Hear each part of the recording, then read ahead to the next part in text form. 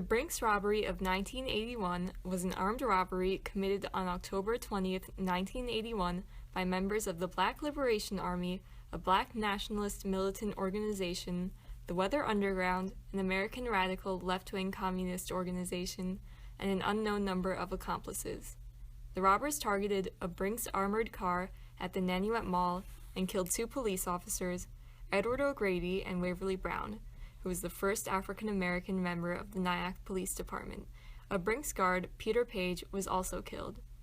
The getaway driver, Kathy Boudin, left her infant son with a babysitter before taking a U-Haul truck to wait in a parking lot near the Nanuet Mall, where her armed accomplices drove a red van.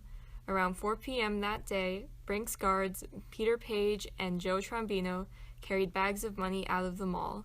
The robbers attacked the guards as they loaded money into the truck. One fired 2 shotgun blasts into the van's bulletproof windshield, while another opened-fired with an M16 rifle. Page, having been hit multiple times, was killed instantly. Trombino, however, was struck in the shoulder and arm by several rounds. Although his arm was nearly severed from his body, he ultimately survived his injuries. He continued to work for the Brinks Company for the next 20 years until he died tragically in the September 11, 2001 attacks while making a delivery to the World Trade Center North Tower. The robbers fled the scene and then sped away in the U-Haul truck. Police officers Edward O'Grady, Waverly Brown, Brian Lennon, and Artie Keenan spotted and pulled over the truck, which was stopped at the entrance ramp to the New York State Thruway off New York State Route 59, now the location of the memorial. 6 men wearing body armor emerged from the truck and fired their automatic weapons at the police officers. Officer Brown was hit repeatedly by one robber to ensure his death. Officer O'Grady was also shot several times and died in a hospital less than 2 hours later. The robbers scattered from the U-Haul. Some escaped in a yellow Honda, while others carjacked a nearby motorist. Kathy Boudin attempted to flee on foot.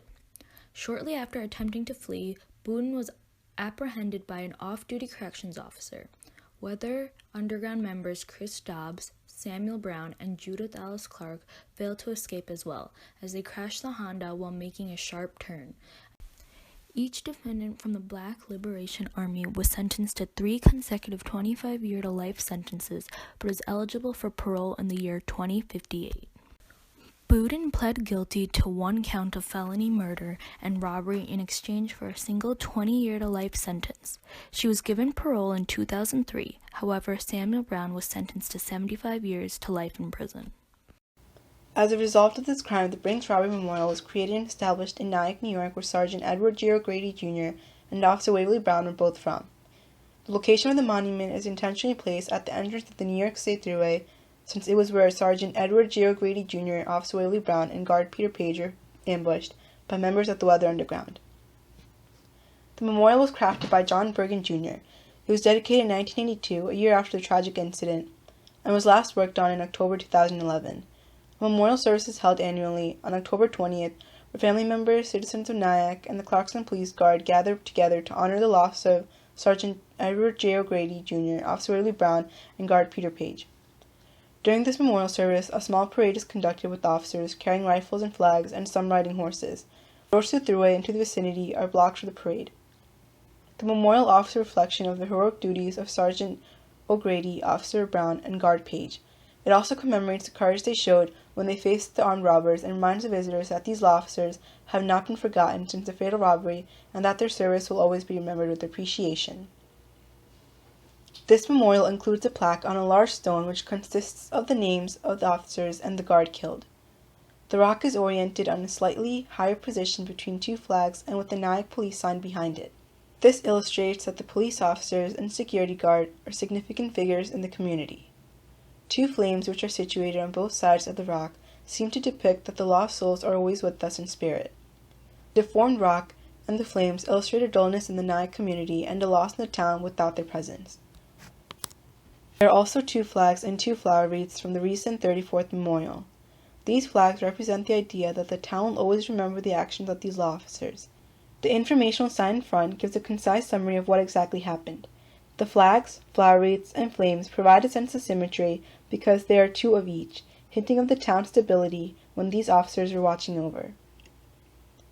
The message on the plaque ratifies the officers and the guard for their brave efforts because they had been able to save the lives of many and delay the action of the thieves so that they would be caught later on.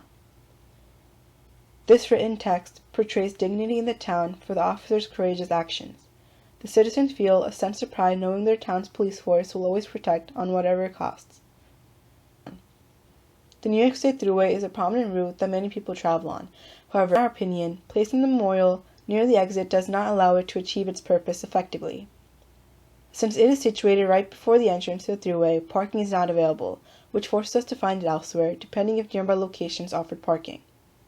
Once on the side of the memorial, it was hard for us to truly pay our respects because of the ongoing traffic happening right before us as traffic went by and cars honked consistently.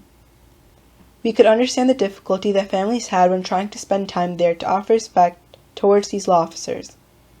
We also noted that the plaque only mentioned the officers, which makes sense because they are from this town, but since it was a memorial for the robbery, we felt it was disrespectful to guard Peter Page.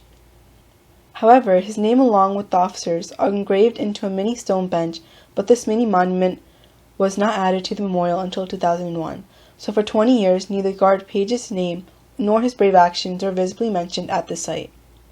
Although the memorial does not serve justice in commemorating Sergeant Edward J. O'Grady Jr., Officer Waverly Brown, and guard Peter Page well, it is viewed as a prominent feature of the town that will forever be honored.